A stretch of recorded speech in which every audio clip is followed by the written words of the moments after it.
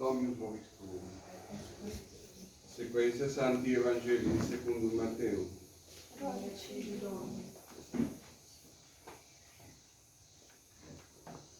En aquel tiempo dice Jesús a sus discípulos: vigiai pues, porque no sabéis a qué hora virá vuestro Señor.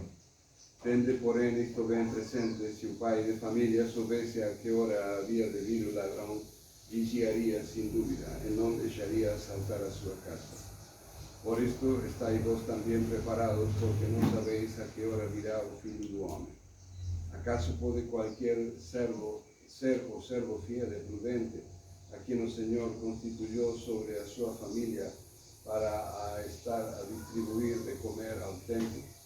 Bienaventurado aquel servo a quien o seu Señor, cuando vir hallar procedendo así. Na verdad vos digo que le confiará el gobierno de todos sus bienes.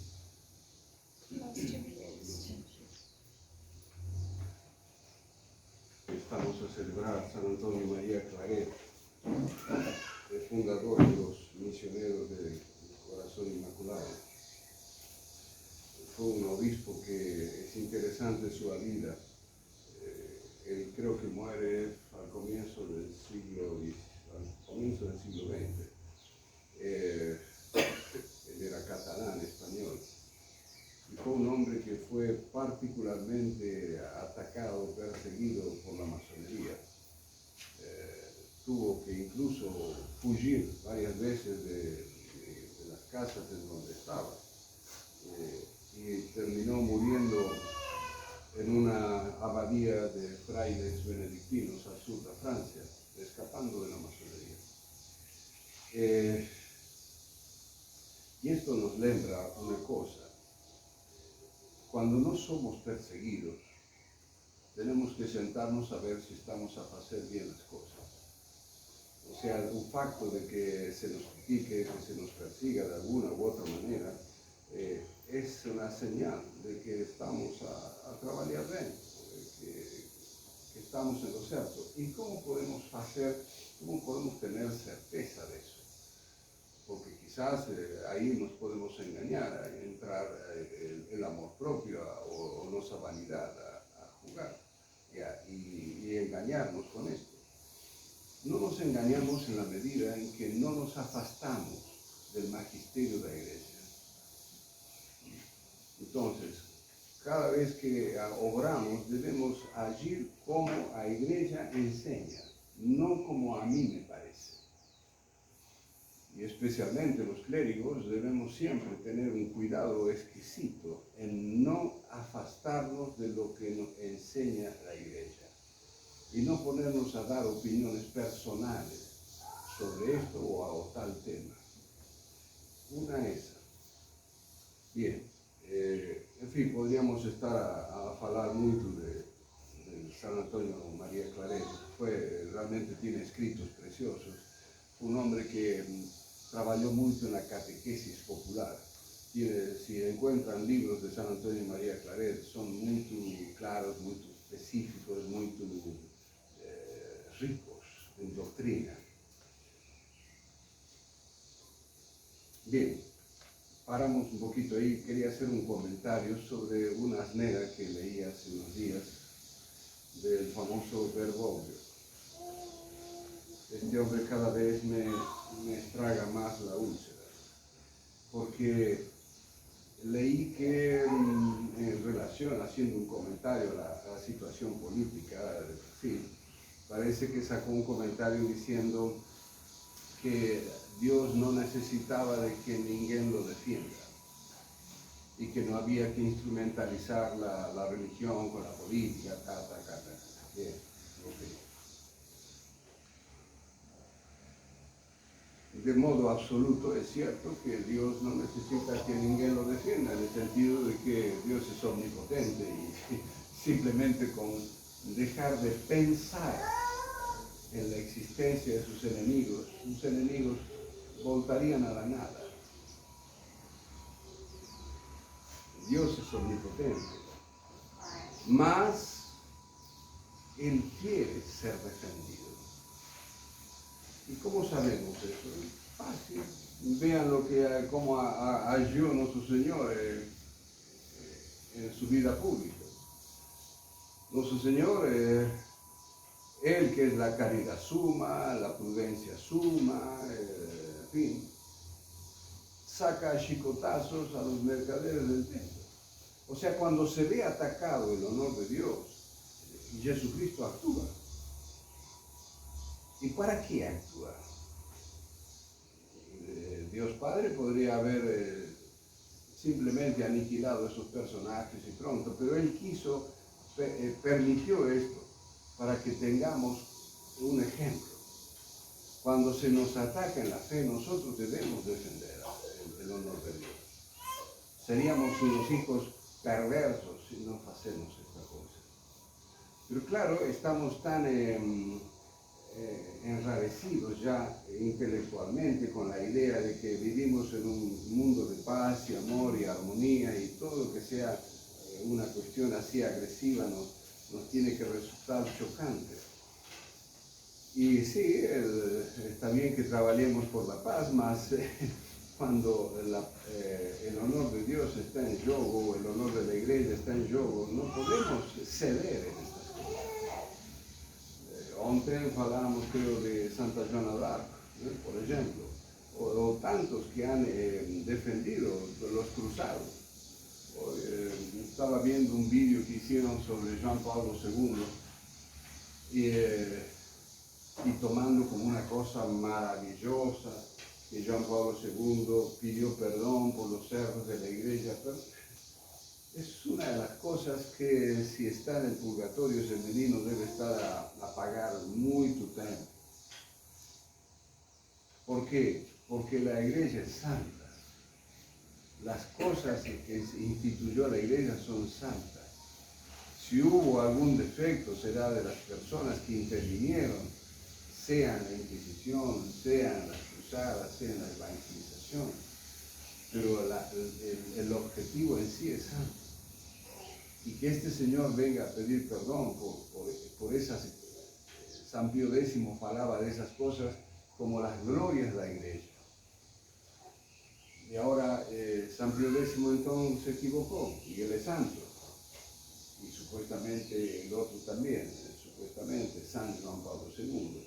Entonces, ustedes ven cómo hay una contradicción absoluta entre la iglesia católica y la falsa iglesia, la otra iglesia, la conciliar. Entonces, es nuestro deber defender la iglesia.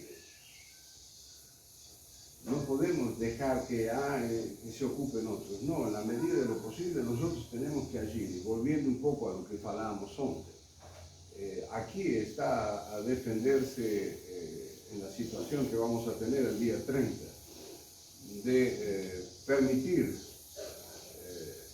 el poder seguir sirviendo a Dios con libertad, el poder seguir defendiendo la familia, la nación, la inocencia de los meninos. Entonces, no podemos claudicar en ese combate. ¿Qué es lo que el demonio quiere? El demonio quiere que nos quedemos en casa y que otros se ocupen de estos problemas. Y claro, el enemigo feliz si consigue que nos quedemos en casa, que se ocupen de otros. Nosotros se van a ocupar, pero se van a ocupar para el mal. Siempre ha trabajado así el demonio. Entonces, cuidado con caer en un irenismo. El irenismo viene de un pacifismo. Nada, que otros se ocupen, nosotros somos pacíficos y punto. No. La paz se consigue, la verdadera paz se consigue en el orden. Y el primer puesto de orden es ¿cuál es? El cumplir el primer mandamiento. Si yo al primer mandamiento lo pongo al final o en el medio o donde sea, ya estoy desordenando. Por eso nuestras sociedades están llenas de desorden. ¿Por qué? Y porque no se tiene el primer mandamiento como el fundamental. Ni siquiera se considera en algunas ocasiones. Si considerásemos el primer mandamiento, tendríamos por fuerza que considerar los demás. Entre ellos el quinto, no matarás. y particularmente al inocente. Cuando veo una sociedad tan pro aborto, eso es un espanto. Les comentaba a los fieles la vez pasada una frase de Chesterton muy interesante. Chesterton decía, no piensen ustedes que un día van a ver al demonio con cornos y a cauda. No, dice. Vosotros cada vez que ven a alguien que defiende el aborto, ahí lo ves al demonio. Y es así. El demonio se ceba en la inocencia, en la sangre inocente de los meninos abortados. Entonces, queridos fieles, a combatir, a lembrar que estamos en la iglesia militante, no estamos en una iglesia pacifista. El descanso lo tendremos en la otra vida, en la iglesia triunfante, Dios mediante. Mas mientras estemos en esta vida, estamos militando. No somos señoritas quinceañeras que estamos gritando paz y amor. Debemos ser verdaderos cristeros en defender los derechos de Dios. Y especialmente cuando los clérigos, en principio, como el Bergoglio y compañía, están haciendo exactamente todo lo contrario.